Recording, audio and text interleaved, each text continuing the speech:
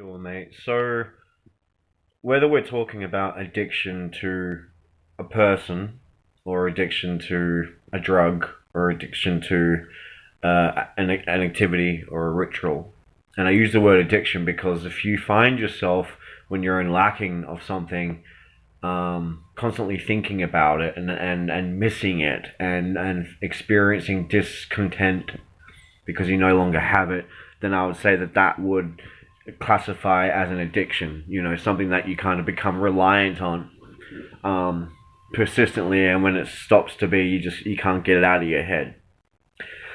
And generally, I think most addiction forms, at least foundationally speaking, out of a lacking of something. And they did this with tests on mice in the lab. You know, they got them addicted to cocaine in their water, and then basically they left them in this environment, these mice that were, it was just a boring environment, it was just a cage with nothing in it, and gave the mice the option to go back to normal water, but they would still just keep having the cocaine laced water until they died.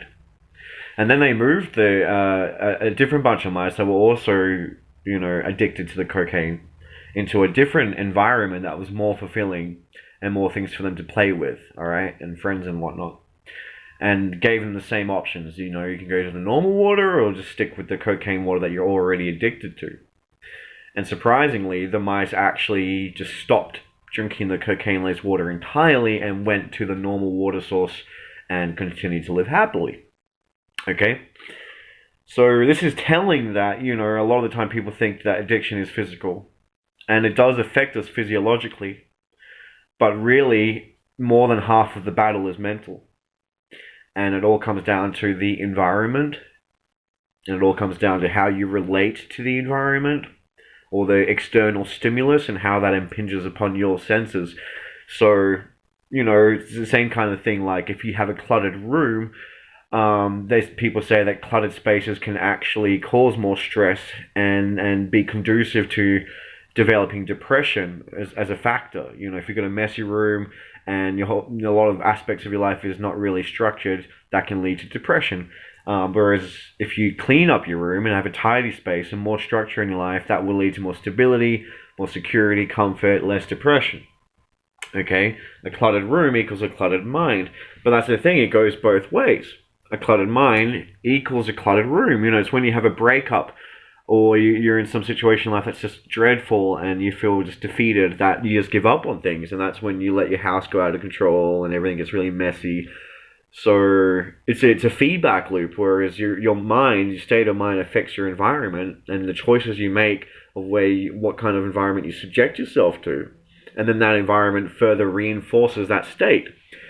So sometimes it's a matter of, if you can't force yourself to change, you got to change your environment. Now let's bring this to you, my friend, and the situation you're facing.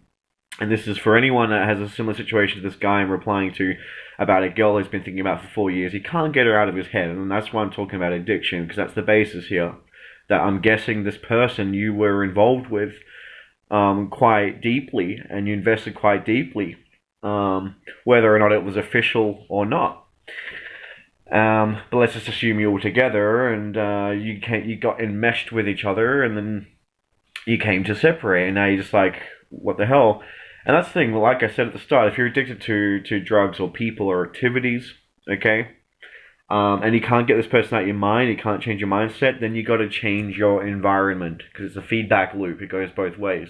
You got to change the cluttered room, okay? So generally, the more that you use a drug, or the more that you spend time with somebody, the more that there is an overlap between you and that activity, or you and that person or that drug. Meaning that a greater portion of how you identify your reality and identify yourself within it and how you feel becomes enmeshed and intertwined with that drug or that activity or that person. So that when you do finally cut out the drug or the person or activity, it feels like sometimes half of you is gone. Half of your world, half of your way of relating to reality is out the window because you were so invested in that. And this is especially devastating for those that invest more than half of themselves into a relationship with somebody and then lose that person. Is that they end up losing a greater portion of themselves in that shared reality once it's just gone. And they feel like they're just a slither of what they were, and they can't really source any strength from that position. They don't have that sense of identity because their identity became so enmeshed with somebody else and this shared world with them. So it's hard to, one, rebuild that sense of self and reconnect with that sense of self, and not really hard. It can seem daunting when you're that disconnected, and when you became reliant on something else for happiness or satisfaction, and then it's gone. It's not like, I think the focus isn't so much about trying to quit the drug, trying to quit the activity, or trying to get over your feelings for a person, trying to stop them getting into your head and stop thinking about them. It's not about trying to stop anything any more than it is about trying to stop your room from getting cluttered when you're depressed. Really, instead of trying to stop and focus on not doing something, you got to focus on what you are doing. You got to focus on what you are committing to. Okay, so for example, my father used to smoke, and then when I was a child, he picked me up one day and I had asthma, so I started coughing in his face. And then as of that moment, he quit smoking. He never picked up a cigarette again. Now, would I say that he committed to quitting smoking the way that people typically do when it's just a long slog and they're really determined? No, he didn't give it any thought. He did not commit to a negative, and that's the thing. You can't really commit to a negative. It's like saying to a person, I promise I won't cheat on you. I promise I won't do this thing. But you're not really committing yourself in the promise to not doing something. You are actually committing yourself to that person, just like my father committed himself to me. Okay? And him quitting smoking, or somebody not sleeping with other people, is a symptomatic result and consequence of their commitment to something tangible, alright? Or something that in their mind has values. The commitment to me, from my father, the commitment to the partner is what makes one abstain from sleeping with other people. It isn't about, oh, I've got to commit to not sleeping around. If that's what it is for a person, it's a struggle to not sleep around, then they're not really committed in their heart or their body or their mind to the other person, okay? To the person they're with. So going back to your situation, I would come at it in terms of, okay, I'm going to try to, instead of thinking, how do I stop thinking about this girl? Start asking yourself, how can I change my environment? All right? How can I commit myself to things that will give me more to think about? I'm not going to try and not think, because you can't do that. You've got to try and find something else that you can actually think about. Just like my dad actually committed to me, and then he quit smoking. Somebody commits to their partner, and they quit cheating. You've got to commit to yourself.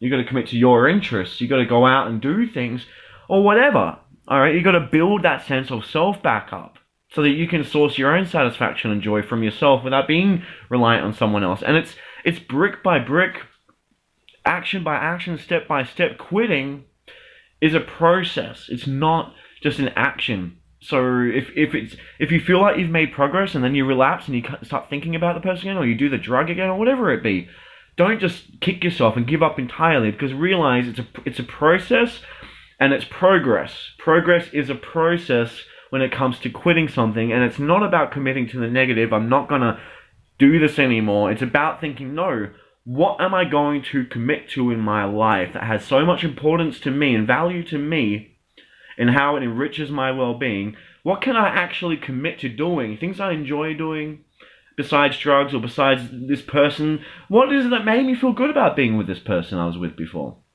And how can I achieve those feelings in a different way? If you can find the answers to these questions and commit to that, then you've actually got something you can work towards, instead of just trying to not think about the pink elephant in the room. And that's my advice, my friend.